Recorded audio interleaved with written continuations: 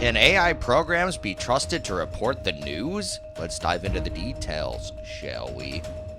As local newspapers grapple with dwindling budgets and overloaded journalists, some newsrooms are experimenting with an idea that skeptics say threatens the very role of reporters, integrating artificial intelligence into the newsroom. Editors remain cautious about the use of AI in reporting, one major reason being that it cannot distinguish between fact and fiction. But used responsibly, they say it can provide a cost effective toolkit to ease the load on local journalists while augmenting their coverage. For instance, with AI produced summaries of city council meetings. Silicon Valley AI firm OpenAI helped fuel the interest and debate related to AI writing and reporting when it released its controversial chatbot, ChatGPT, in late 2022. The AI powered program can quickly respond to text commands and then write essays, summarize books, and produce financial reports. Its release garnered national attention and additional funding from Microsoft. In California's Humboldt County, 300 miles north of Silicon Valley, Hank Sims and his local newsroom, the Lost Coast Outpost, started experimenting with ChatGPT last year. The online-only newsroom used the program to develop its own version dubbed LocoBot.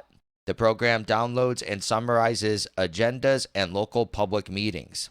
Mr. Sims says LocoBot replaces the human need to scan through scheduled, lengthy agendas of city council and other meetings, and frees up reporters to investigate larger stories. Our reporters love it because it notifies them automatically when a new agenda is published, and it provides a sort of quick, at a glance view on our own side of what the council's going to be talking about, says Mr. Sims. LocoBot is open to the public and easily accessible through Lost Coast Outpost website. Beyond summarizing the agenda items in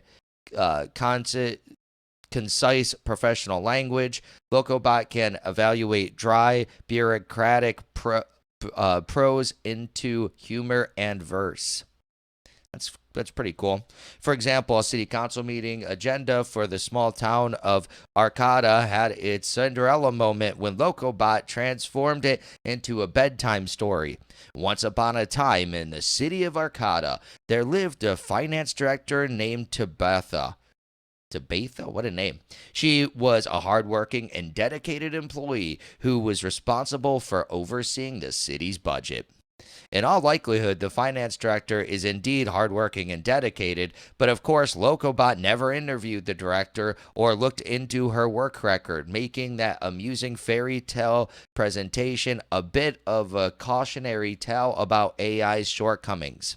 Many experts say that real journalists who ask questions and follow leads still have an essential role to play in unbiased reporting of the news and uncovering the truth. Conversational chatbots or large language models like ChatGPT have no way of distinguishing between true or false, explains Nir Esikevitz, director of the Applied Ethics Center at the University of Massachusetts, Boston. I swear, some of these articles, they just find the people with the hardest pronounced names ever. He says they cannot be trusted because there are no built-in guardrails. To use AI responsibly in newsrooms, a human reporter is always needed to double-check AI-produced work. I think there's a great irony that journalists, the profession whose reason for existence is uncovering the truth, would rely on a tool that has no capacity to distinguish between truth and falsehood, says Mr. Esikevitz. The more important the story and the higher the stakes, the less I would rely on AI. Despite such concerns, the Lost Coast Outpost has not had any problems with misinformation or the accuracy of LocoBot, according to Mr. Sims. This is mainly because LocoBot has simple, direct commands to summarize texts, not to generate open-ended responses. He adds that their publication is cautious and intentional with bylines, transparently labeling work performed by the program. Well, that's good. They're not trying to, push it off as a person when it's the AI. As part of the ongoing effort to help local newsrooms integrate automation and AI technology, the Associated Press and other news organizations are funding the expansion of AI technology across the country, from Michigan to Puerto Rico. In Michigan, reporter Dustin Dyer is responsible for covering nearly the entire west side of the Great Lakes state for Michigan Radio's WUOM-FM. When newspapers were thriving, Mr. Dyer relied on local news as a resource. But as newspapers dwindled, Mr. Dyer was stretched thin and his coverage became strained, he says. For example, in Cedar Springs, Michigan, their little newspaper just closed down, explains Mr. Dyer. There's no one covering Cedar Springs City Council meetings right now, and I can't get there. So is there another way to get the coverage of all those other localities?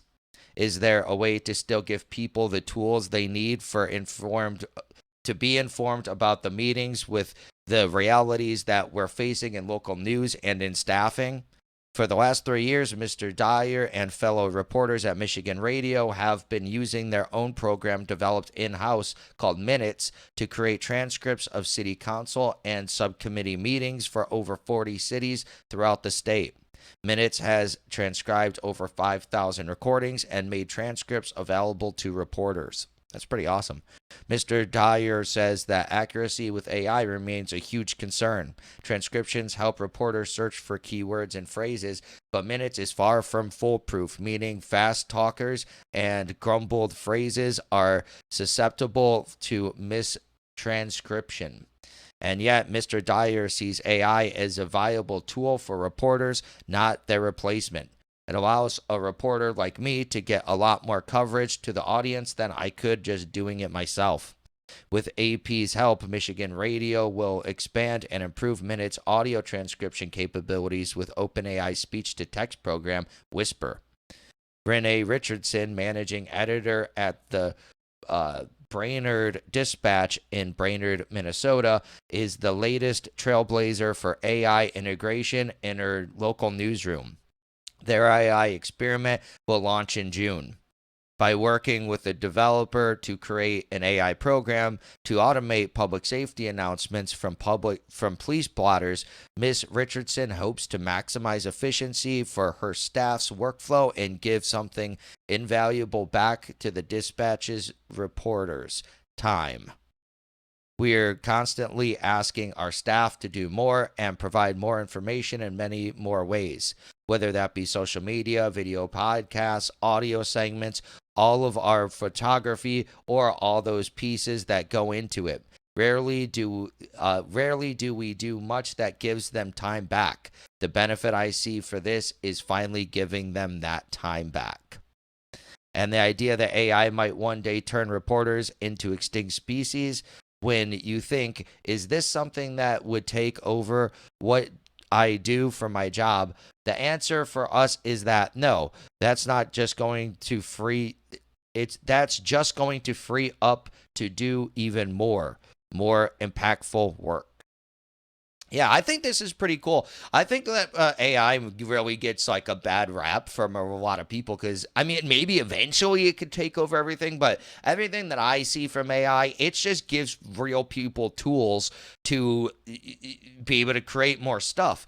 Tim Pool, he talks a lot on his podcast about how soon you'll just be able to type in, a movie idea and then like give a description of the people and what they're doing, and then that can create a whole movie. To me, that's insane. Why go spend $30 million on a movie if someone can just go make it in their basement? That will free up so much time and be able to make way crazier movies. And then the gatekeeping thing, people don't think about that. If you can just go make a movie yourself, no one's gatekeeping it. Yeah, so this I think is really cool. But that's just my opinion on the story. What is your opinion on this? What do you think of AI? Do you think it's good or bad? Please let me know in the comments below. Also, be sure to smash that like button, subscribe to the channel for daily news updates, hit that notification bell, and share this video to spread the news. Thank you so much for watching, and I'll catch you in the next one. Peace.